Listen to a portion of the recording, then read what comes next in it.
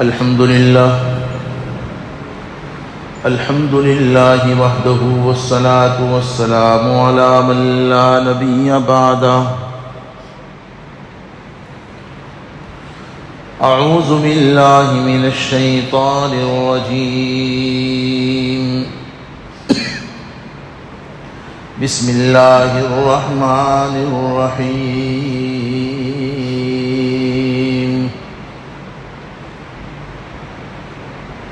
إن الشيطان لكم عدو فاتخذوه عدوا إنما يدعو حزبه ليكونوا من أصحاب السعير. صدق الله مولانا العظيم وصدق رسوله النبي الأمي الكريم ونحن على ذلك لمن الشاهدين والشاكرين والحمد لله رب العالمين.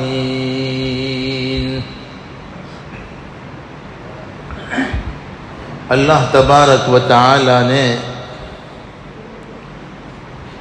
اپنے بندوں کی حفاظت کے لیے بہت سی باتیں قرآن کریم کے اندر بیان فرمائی ہیں. من جملہ ان میں سے ایک بات یہ بھی بیان فرمائی جس کا تذکرہ اس آیت کریمہ کے حصے میں ہوا کہ دیکھو ان الشیطان لکم عدو فاتخذوه عدوا، شیطان تمہارا دشمن ہے لہذا اسی سے دشمنی کرو. شیطان انسان کا دشمن کیوں بنا؟ ہم نے گزشتہ جمعہ میں ابتدائی باتیں عرض کرنے کی کوشش کی جس کا خلاصہ یہ ہے کہ شیطان کی پیدائش سے ایک طویل عرصے کے بعد اللہ تبارک و تعالی نے جب حضرت آدم اور ان کی اولاد کو پیدا کرنے کا ارادہ کیا اور پھر حضرت آدم کو پیدا کرنے کے بعد ان کی عظمت کو ظاہر کرنے کے لیے سجدہ کا حکم دیا تو یہ بات شیطان کو اچھی نہ لگی. بعض علماء نے یہ فرمایا کہ جس منصب اور عہدے پر اللہ نے حضرت آدم علیہ السلام کو فائز کیا، خلافت کا عہدہ اور خلافت کا منصب، وَإِذْ قَالَ رَبُّكَ لِلْمَلَائِكَةِ إِنِّي جَاعِلٌ فِي الْأَرْضِ خَلِيفَةً، قرآن پاک میں اس کا تذکرہ ہے. انسان کو اللہ نے اپنا خلیفہ بنایا. یہ ایک تفصیلی موضوع ہے کہ اللہ کا خلیفہ کا کیا مطلب ہے، ہم اس میں بھی نہیں جاتے ہیں. شیطان اصل میں اس منصب کو چاہتا تھا اور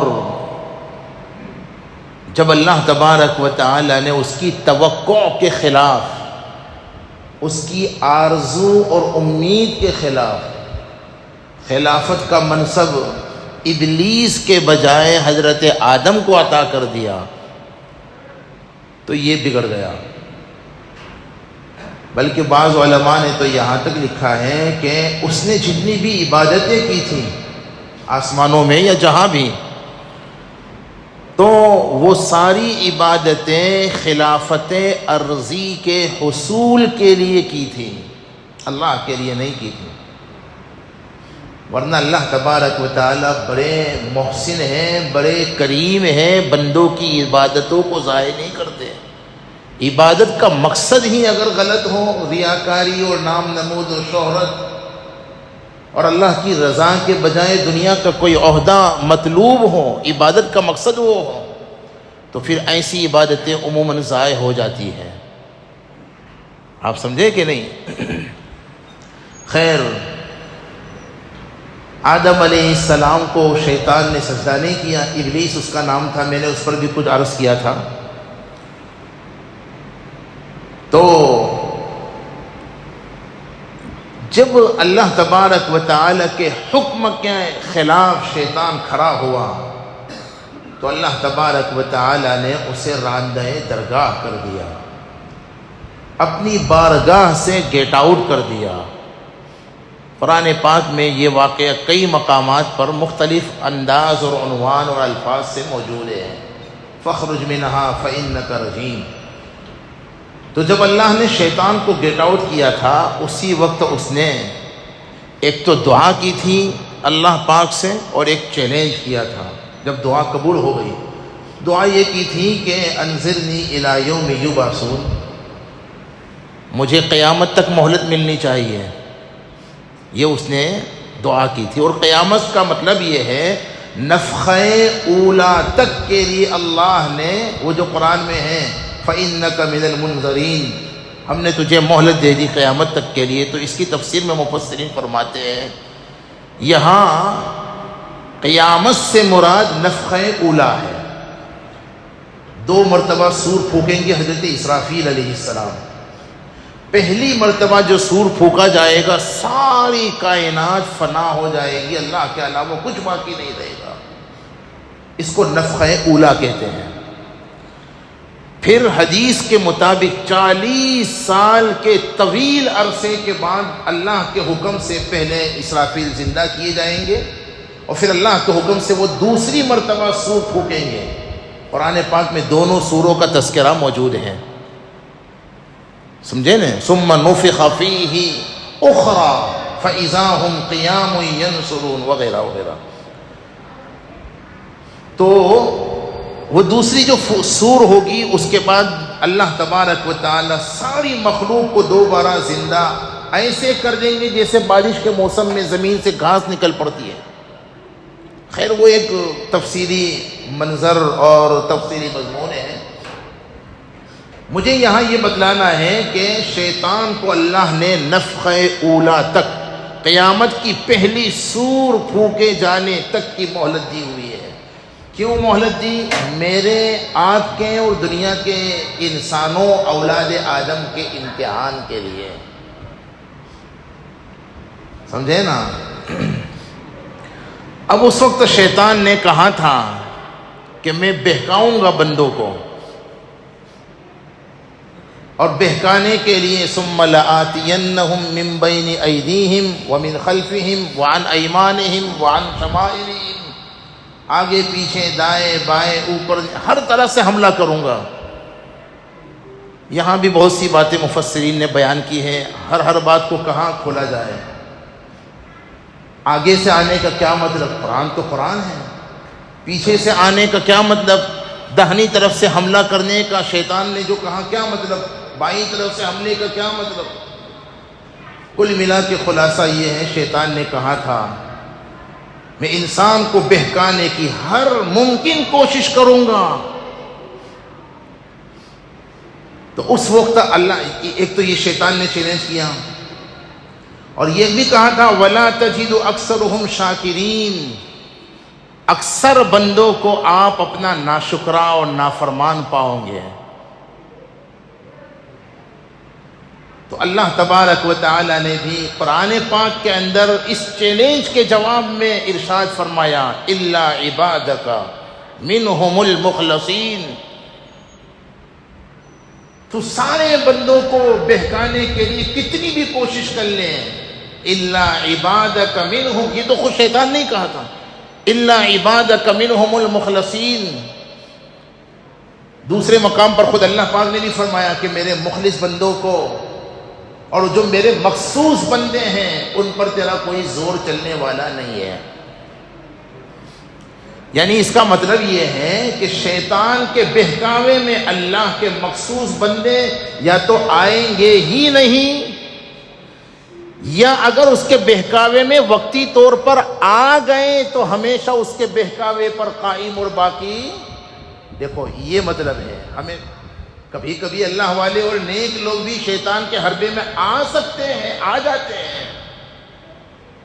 کبھی ماحول کے اثر سے، نفس کے بہکانے سے، شیطان کے ورگلانے سے، لیکن وہ وقتی طور پر ہوتا ہے۔ یہ میں اپنی طرف سے کچھ نہیں کہہ رہا، الا عبادک منہم المخلصین کے تحت ایک سوال قائم ہوا، اس کے جواب میں مفسرین نے یہ باتیں بیان کی ہیں۔ بہرحال میں نے عرض کیا تھا کہ یہ بہت تفصیلی اور بہت بہترین مضمون ہے، اس کو سمجھنے کی بڑی ضرورت ہے۔ اچھا، یہاں ایک بات بیان کرتے ہوئے میں آگے چلوں، شیطان کے حربے کیسے ہوتے ہیں، کیسے وہ بہکاتا ہے، اور اس کے ورگلانے کی ترتیب کیا ہوتی ہے۔ اس سے پہلے میں جو عرض کرنا چاہتا ہوں، بخاری اور مسلم کی جو حدیث ہے اس کا خلاصہ یہ ہے کہ شیطان اپنی ساری کوششوں کے باوجود صرف اور صرف انسان کو وسوسوں میں مبتلا تو کر سکتا ہے، ہاتھ پکڑ کر کفر، شرک اور گناہوں میں مبتلا، بولو بھائی، پوری ذمہ داری کے ساتھ یہ بات کہتا ہوں، آپ سمجھیں کہ نہیں سمجھیں؟ بخاری مسلم کی حدیث میں ہے کہ شیطان انسان کی رگوں میں اس کو بہکانے کے لیے ایسے دوڑتا ہے جیسے خون، لیکن اسی حدیث کے تحت میں ہے کہ وہ وسوسوں سے زیادہ کچھ نہیں کر سکتا۔ وسوسہ کسے کہتے ہیں؟ دیکھو اس کو بھی سمجھو، انسان کے دل میں یا انسان کے نفس میں دو طرح کے خیالات آتے ہیں، وہ انسان مرد ہو عورت ہو، جوان ہو بوڑھا ہو، پڑھا لکھا ہو ان پڑھ ہو، کوئی ہو، اس زمانے کا اس زمانے کا، آئندہ ہر انسان کے دل میں دو طرح کے خیالات آتے ہیں۔ کتنے؟ ذرا بولو بھائی۔ نمبر ایک، اچھے خیالات، اچھے ارادے، جیسے جمعہ پڑھنے جانا ہے اور نماز پڑھنی ہے، قرآن پڑھنا ہے، صدقہ کرنا ہے، وغیرہ وغیرہ، نیکی کے، بھلائی کے، خیرخواہی کے، ہمدردی کے خیالات۔ اور دوسری قسم کے خیالات ہر انسان کے دل میں برائی کے بھی پیدا ہوتے ہیں، فلاں گناہ کروں، یہ گناہ کروں، جھوٹ بولوں، سود لے لوں، رشوت لے لوں، حرام کما لوں اور جلدی سے شارٹ کٹ میں مالدار بن جاؤں، بہت سے برے خیالات بھی آتے ہیں۔ فَأَلْهَمَهَا فُجُورَهَا وَتَقْوَاهَا، اور وَهَدَيْنَاهُ النَّجْدَيْنِ، اور قُلِ الْحَقُّ مِن رَبِّكُمْ فَمَنْ شَاءَ فَلْيُؤْمِنْ وَمَنْ شَاءَ فَلْيَكْفُرْ۔ دونوں طرح کے خیالات ہر ایک کے دل میں آتے ہیں، بڑے سے بڑے انسان کے دل میں بھی اچھے خیالات ضرور آتے ہیں، اور اچھے سے اچھے انسان کے دل میں بھی برے خیالات ضرور آتے ہیں۔ یہاں علماء نے فرمایا جتنے بھی اچھے خیالات دل میں آتے ہیں، ان اچھے خیالات کو الہام ربانی کہتے ہیں، اور جتنے بھی برے خیالات آتے ہیں دل میں، انہیں وساوس شیطانی کہتے ہیں۔ اچھے خیالات اللہ کی طرف سے، اس لیے بھی ایک بزرگ نے عجیب بات فرمائی تھی، میرے بھائیوں، یہ اچھا خیال بھی اللہ کا مہمان ہے۔ ہمارے دل میں جب بھی کوئی اچھائی کا ارادہ اور خیال پیدا ہو نا، یہ اللہ کا مہمان سمجھو، اس کی قدر کرو، اور اس کی قدر یہ ہے کہ فوراً اس خیال پر، اس نیکی کے ارادے پر عمل کر لو، ٹال مٹول مت کرو، بعد میں حج پڑھ لیں گے، ابھی تو جوان ہوئے ہیں۔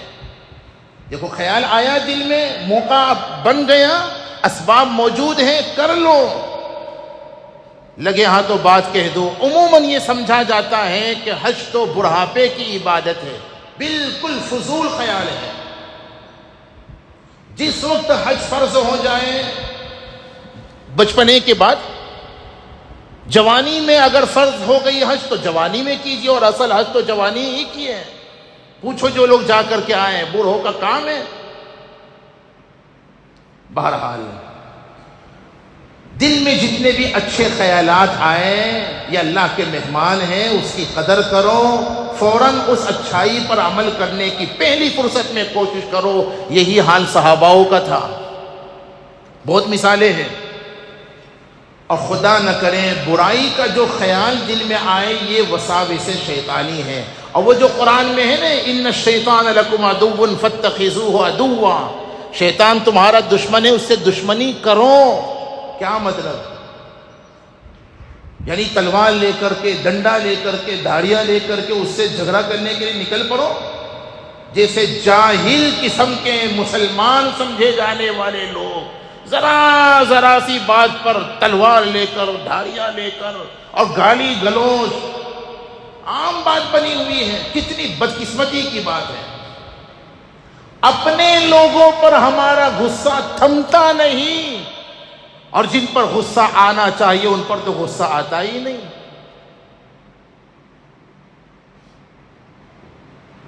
تم ہو آپس میں غضبناک وہ آپس میں کریم، تم خطا کار و خطا بی و خطا پوش و رحیم، چاہتے سب ہیں کہ ہو اوج ثریا پہ مقیم، پہلے ویسا کوئی پیدا تو کرے قلب سلیم۔ غلط ترتیب ہے۔ ہم آپس میں اپنے مسلمان بھائیوں کے لیے، مسلمان پڑوسیوں کے لیے، مسلمانوں کے لیے اگر شدید ہیں، بہت سخت ہیں، ذرا ذرا باتوں پر آستینیں چرا لیتے ہیں، یہ سچے مسلمان کی پہچان ہی نہیں ہے۔ صحابہ کی اور سچے مسلمانوں کی جو پہچان قرآن نے بیان کی، اشداء علی الکفار الرحماء بینہم، آپس میں تو بڑے نرم دل، رحم دل، لیکن بے ایمانوں، کافروں، اللہ اور اس کے رسول کے باغیوں، اسلام اور انسانیت کے دشمنوں کے لیے بڑے سخت۔ یہ ہے اصل پہچان، اس کو قائم کرو۔ خیر، تو شیطان سے دشمنی کا یہ مطلب نہیں کہ تلوار دھاڑیاں لے کر اس کو نکل جائے اور اس کو دھون دھان کر کے اس سے جھگڑا کرنا ہے، وہ دکھنے والا ہی نہیں۔ قرآن کہتا ہے، قرآن پاک میں فرمایا انہو یراکم ہوا وقبیلہ من حیث لا ترونہم۔ قرآن کی ترتیب یہ ہے، قرآن یہ حقائق قرآن ہی بیان کر سکتا ہے۔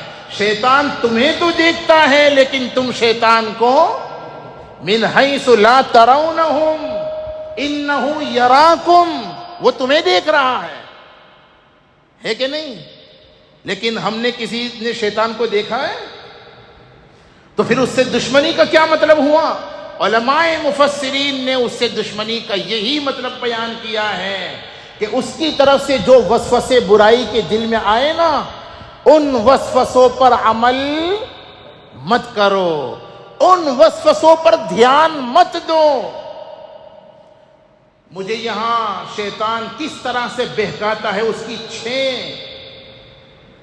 اس کے حربے بیان کرنے تھے، لیکن وقت تو ویسے ہی ہو گیا۔ اب انشاءاللہ آئندہ ہی اس کو بتلاؤں گا، لیکن یہاں ایک بات جو عرض کرنی ہے وہ یہ ہے کہ شیطان کی طرف سے اگر وسوسے اور برائی کے خیال اور ارادے دل میں آئیں، اس پر دھیان مت دو، شیطان سے اس پر عمل مت کرو۔ شیطان سے دشمنی کا یہی مطلب۔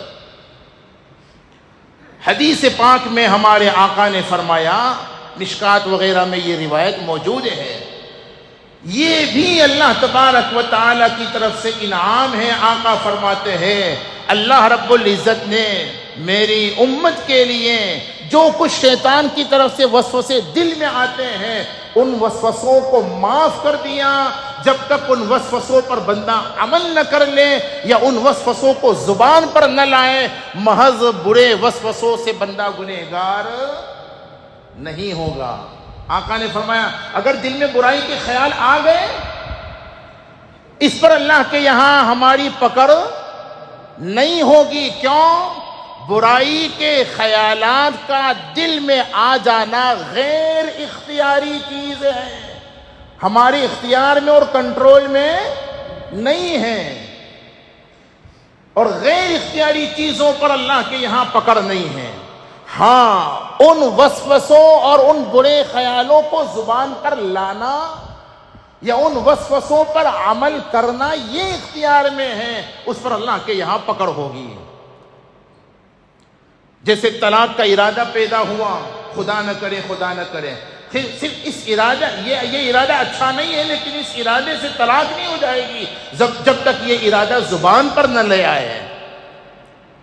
یہ گناہ کا خیال دل میں آیا تو خیال آتے ہی بندہ گنہگار نہیں ہو جائے گا، ہاں اگر اس پر عمل کر لیا تو بندہ گنہگار ہوگا۔ شیطانی وسوسوں سے حفاظت کا عمل بتلا کر بات ختم کرتا ہوں، اور اس کے جو 6 حربے علماء نے قرآن و سنت کی روشنی میں بیان کیے ہیں، آج مجھے اسی کو لینا تھا، اور پھر آئندہ مجھے ارادہ یہ تھا، چونکہ کچھ وقت کے بعد ہمارے ایک تفصیلی سفر ہونا ہے، تو اس لیے میں چاہتا تھا کہ اس مضمون کو ضروری جو مضمون ہے اس کو سمیٹ لیا جائے۔ مجھے اس کے بعد یہ بتلانا ہے کہ شیطان کے وہ جو 6 حربے ہیں اس سے حفاظت کے جو 4 طریقے قرآن و سنت سے ثابت ہے، انشاءاللہ بتلاؤں گا، آپ سنتے رہیں، شوق پیدا کیجئے۔ بہرحال وسوسے اگر برائی کے دل میں پیدا ہو جائے، شیطانی وساوس اگر دل میں پیدا ہو جائے، اس سے حفاظت کا ایک طریقہ جو علماء نے بیان کیا، اور اس کا تذکرہ حدیثوں میں آتا ہے۔ بعض صحابہ نے حضور سے آ کر کہا، حضور ایسے ایسے خیالات اور ارادے دل میں آتے ہیں برائی کے کہ ہم مر جانا پسند کرتے ہیں، لیکن ان ارادوں کو زبان پر لانا پسند۔